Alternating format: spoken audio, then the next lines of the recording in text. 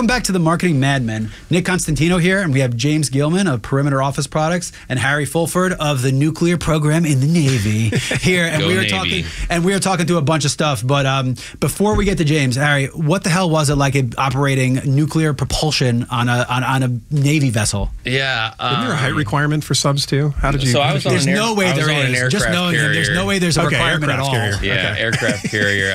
I think they compare it to drinking from a fire hose. You know, the first 2 years are so academically rigorous, you kind of lose yourself. And then you get out to the fleet. And I always tell people I don't regret it, but I would not do it again. It's a good time. Yeah. You build a lot of camaraderie with your friends and stuff. Yeah. You know, it looks great on the resume, but if it was that awesome, I'd still be there, right? Yeah. So give us quickly the two biggest things you took away. One from the Navy and two from being in such a unique program. What were the two things you took away most? Yeah, structure. You know, I joined as a 19-year-old kid. I feel like the military really turned me into an adult. You know, it doesn't matter what kind of education you have, but you need to have one, whether it's college, military, that be it. And then, School of Hard Knocks. Yeah, that's right. Teaches you grit, right? I mean, look, you got to do a bunch of stuff that you don't want to do. Yeah, right? you grow up. That's kind of the main thing I took away out of it. It'll turn you from a boy into a man for sure. Yeah, and speaking of grit, if you have not watched Angela Duckworth's TED Talk on grit, is one of the better ones out there. Just that is the one thing that it doesn't matter where you come from, age, wealth, what you come from. It is that grit that is the determinant of how successful you will be in your life. Hard to measure, but man, oh man, is it one. So I'll have to check that out. James, let's fast forward now. You've been your sales manager, so you are the president of the company now. So talk about what that change has been like, and talk about how your day to day has changed.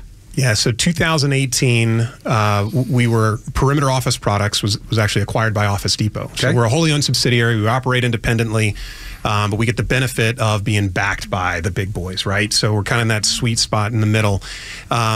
So Mike Everett, at that time, he stayed on board for a couple of years and then just decided to retire. As usually happens with a big buyout, you get a couple years to make sure the culture transition is there, but you're out. Absolutely. A new friend of mine, Lewis Gump, he actually just wrote a book, just released a couple days ago, talking about entrepreneur and an innovator, right? So kind of two different mindsets. Yeah, I've heard this. Entrepreneur. Entrepreneur. Thank you. So entrepreneur. I kind of classify myself as an entrepreneur. Yeah. Mike definitely. He's different mindset, and you know, startup. He knows what he wants to do, and so just took the opportunity to retire. So I stepped into his role and had ideas and kind of fantasies about what it may or may not be. And everything I thought it was completely different than what it actually is. So I've thoroughly enjoyed being at the helm of a company that I was a part of, helping to grow from 2 million to 30+ million, and it's been extremely rewarding and extremely challenging at the same time. Yeah, so. Yeah, and I think those challenges, a lot of those are external. A lot of those are external, but I think market pressures and trying to figure out what to. Money's not free. The world has changed. What's a budget? The world has changed. When I was in sales, there was no thing as a budget. It's like, why can't we? The world has changed pretty quickly. But so I have to imagine, and something I dealt with, and I know most leaders or owners or CEOs is how to delegate and how to have a team do these things, and not to get too in the weeds, because getting too in the weeds on one thing makes you lose sight of the bigger picture. Big time. So give us an idea of that bigger picture. So you come into the office, you have all these numbers coming at you, of how all these different departments working together. Yeah. You're trying to read a puzzle and then probably report up to Office Depot. Hey, here are the results. Here's my interpretation of them. What do you think is next? Tell us a little bit about that day to day. Yeah, just being transparent here, I do like getting into the weeds. So this transition, I mean, it was pretty difficult for me. So, but you're absolutely right. Building in time and your time map to be able to just sit and think and strategize, and I mean, doing what we're doing Holy today. Crap, what is that like, Harry? Have you ever seen me sit for 5 seconds and think? No, I don't think. I don't have a door in my office. People just wander in. Our thinking could be, hey, let me collaborate with somebody outside the industry, right? Yeah. So I mean, just being exposed to other things other than just yourself and your company, right? Being being heads up and looking out across the landscape. Yeah, I like the word thought leadership. And I think that is the number one thing that it's kind of a buzzword. You need to be a thought leader for your industry, for your people, and even outside of your industry. Because the biggest gratification for me is when people in completely different industries come to me and say, hey, what would you do? Yeah. Because that's when you're really a thought leader, which they really value your leadership. That is a hard switch to turn on. One, you need a plan. Sometimes you got to get lucky and fall kind of ass backwards into it. Yeah, but based on your podcast and what you're doing, talk a little bit about that thought leadership and what you're doing, because I think that will set up the conversation of how the company has evolved over the past couple of years. Yeah, I mean, what my LinkedIn strategy and podcast has been is to be able to build that known awareness, right? There's so much noise, again, in the business world, and how does your company get out in front of your key market or your key purchaser? So it's become a lot more difficult. You can't just have a sales guy walk into an office. I mean, maybe that works a part of the time, but it doesn't work as strongly as it did before. So people are just getting bombarded left and right with emails and all sorts of other connections. So what was the question? So let's make a great segue here. So ultimately, what I'm curious about now, with the rise of e-commerce, with people looking for things on the internet, with so much cheap crap coming from China and these price points just outlandishly low. Oh, and I look, I think, the people, when I started working here, they're like, because I'm like, dude, I don't listen to sports radio. I watch the games. Why the hell would I listen to people talk about something I already watched? Like, you'll age into it. And I think people age into things. And one of the things I aged into is like, I'd rather have one nice shirt than 4 garbage shirts. Yes. And I think you learn that, but that doesn't mean I want someone telling me that. I want to figure that out myself. So how has the business changed? I mean, obviously, Office Depot used to be a behemoth. Even they had struggles and their things because so many other people were selling that stuff. So talk about how the business has changed and why you have to be a thought leader to influence people to purchase things that you would think seemingly they need every day. Yeah, because how people find the items they want to buy has completely changed. No longer are you relying upon an individual to understand the technical aspects of the items you're looking for. They go online. They try and do their own quote unquote, very loosely, research. So our perspective is that a lot of times the people that we are helping, the businesses that we're helping, this person doesn't have the time to do that. And they are making decisions based on what happens to pop up in front of them. And they don't have the time to understand what other options are there. Much more economical options.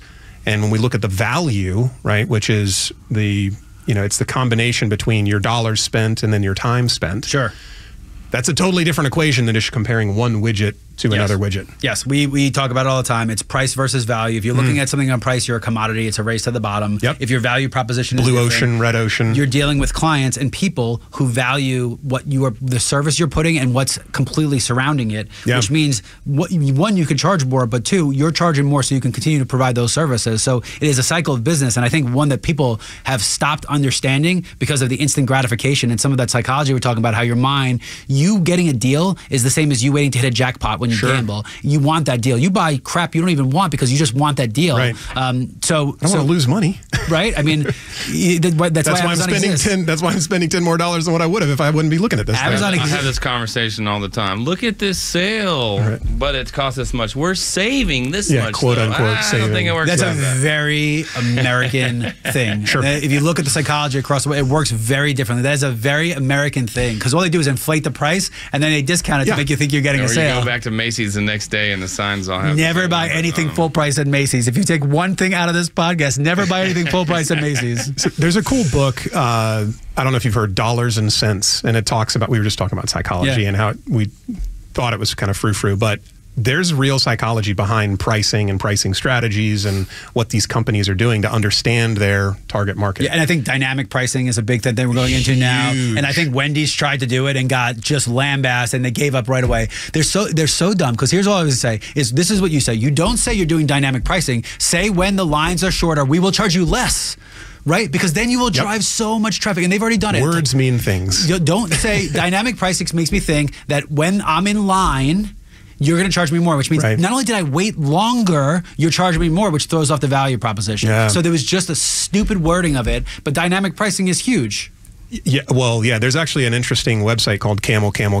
I don't know if you've heard of it before, but it actually it will map the dynamic pricing on online e-tailer companies. Yeah, it's cool. I've seen it with something. I know Google Flights does it. Does a great job of mapping when they are and up and down. And isn't it amazing when you really look at things, the psychology of what goes up and down, right around when you need it. I mean, and it's a lot of times because we just, again, we're spontaneous. We just want to buy things. When's the last time you actually paid for an app on your phone?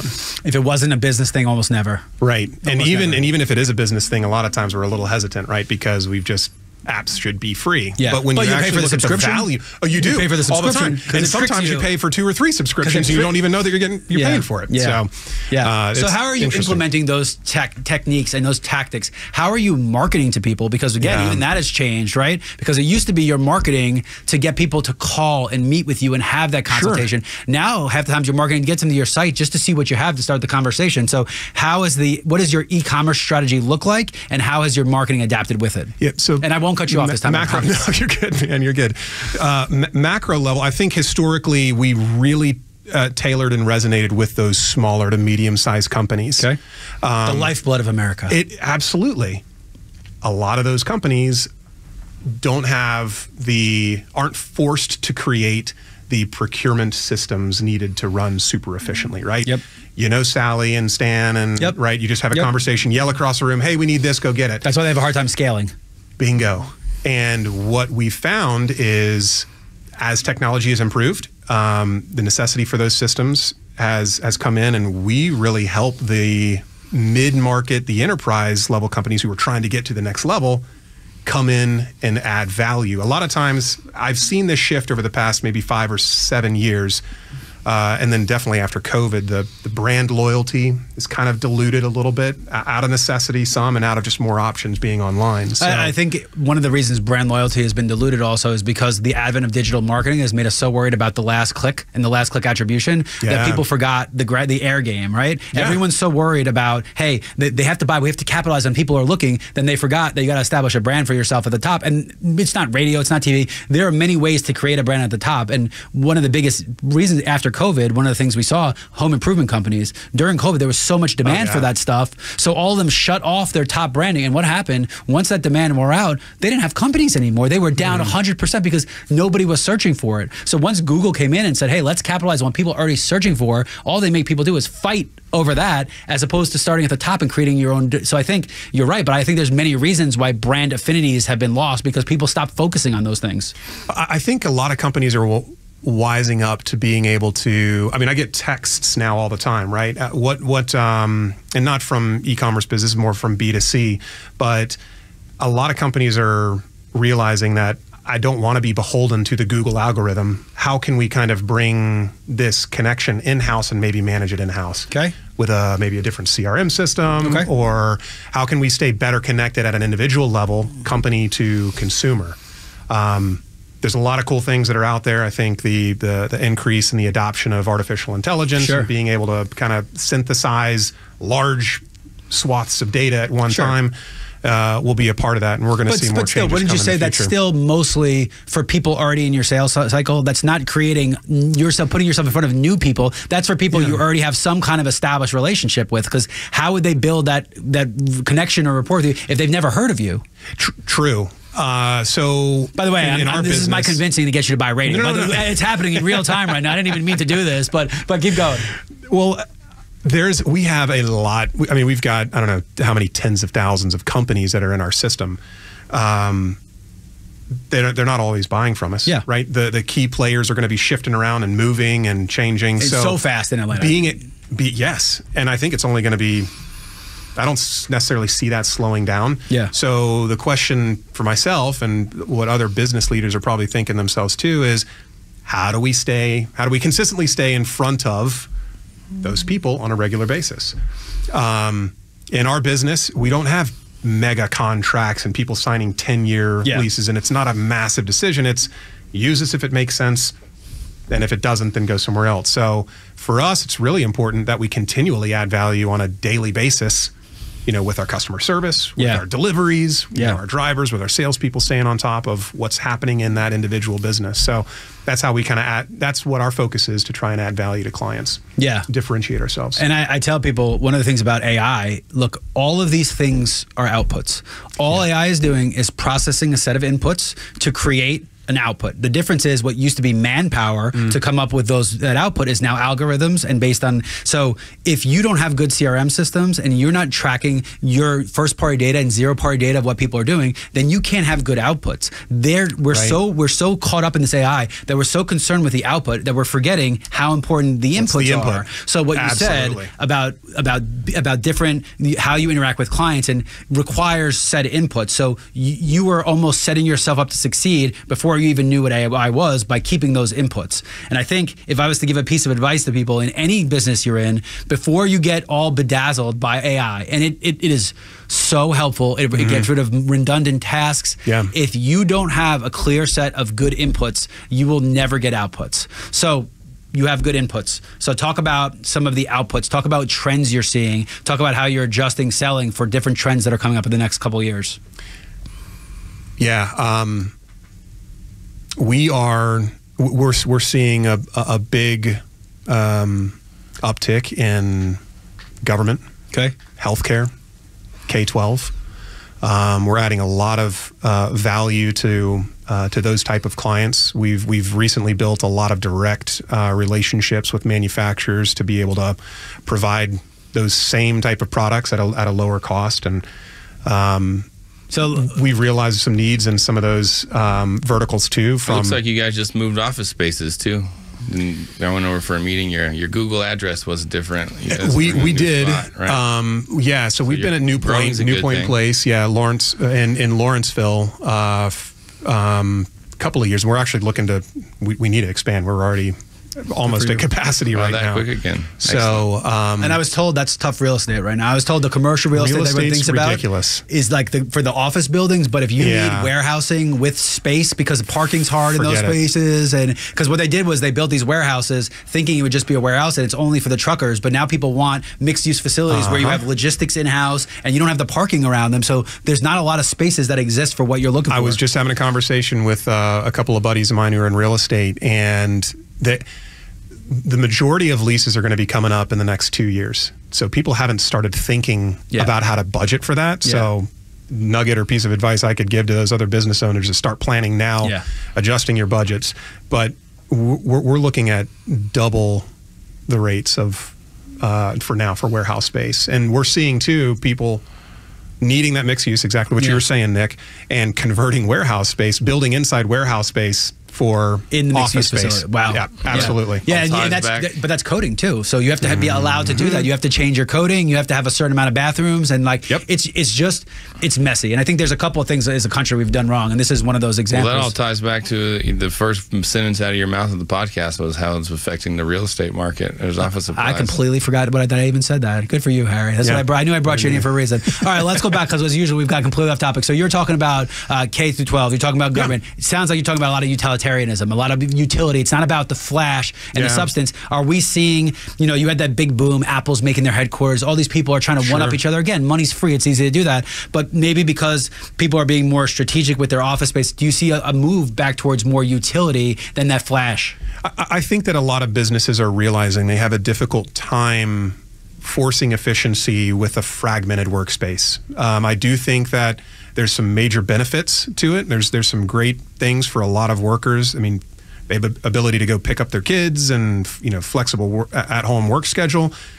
At what expense, though, is that hindering the ability for a team, a unit, to work more closely together? I mean, you guys are in the sports. I mean, sports industry, we see it all the time with teams. I played basketball growing up. I mean, if everybody just practices their drills at home, how efficient and effective can you be as a unit on the court? Yeah, so there's so much that happens in the offices. I think even bigger, especially with sales, which we've talked about, you hold each other accountable. Right? It's really hard to hold someone accountable via Zoom or Teams, right? It's really hard to hold someone accountable that's not wearing pants because they're just the top of them is in a Zoom call. It's really hard to hold that person accountable. So part of being around each other is the shared burden of success, of failure, and the shared victory of success. And you can't do that on remote. And how much time is being wasted by trying to manage or track and how much time is being lost with all of the new technology we have with you're getting binged with a Slack and binged with a Teams and binged with email, and what are the rules of how quickly you're supposed to respond to these messages? And, I mean, all of this stuff has changed so quickly, but we haven't really had the guidelines around it. It's all the capitalism. Like, for example, Microsoft bought LinkedIn, so you'll see it soon. You're going to start seeing these things pop up across. It's like, dude, I don't want any of this stuff. I want to answer my email because that is how we communicate. I don't care about Teams. I don't care about who's liking what. And Harry likes my stuff all the time. It takes me 3 days later to go in and be like, oh, that's why he didn't respond to me. Thanks. He's thumbs upping it.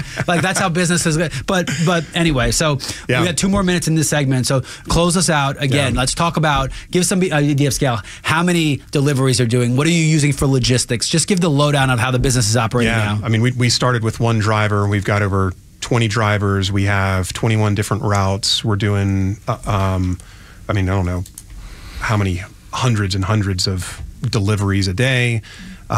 We have about a 50-mile radius right now that we're delivering with all of our drivers around city center. So we go all the way down to Peachtree City, all the way across to Conyers and up to Brazelton and over to Ackworth. So that is a key component to our success. I think a lot of times businesses really appreciate, and in the fragmented society that we've got, knowing who's going to be coming in and delivering. Yeah. It's the same guy every time. So you may be in a meeting or not in the office, but he knows where the stuff needs to go. And you invested in that previously because that logistics, they call it that last mile delivery. It is the last mile. Is really broken. So you invested a lot in that. Yep. So you have, I mean, I have to imagine a logistics department that is, you have RFID tags on everything. I mean, you are operating a pretty slick machine, which one, increases the value proposition for the company. 2, probably plugs in well with Office Depot because they have their own systems.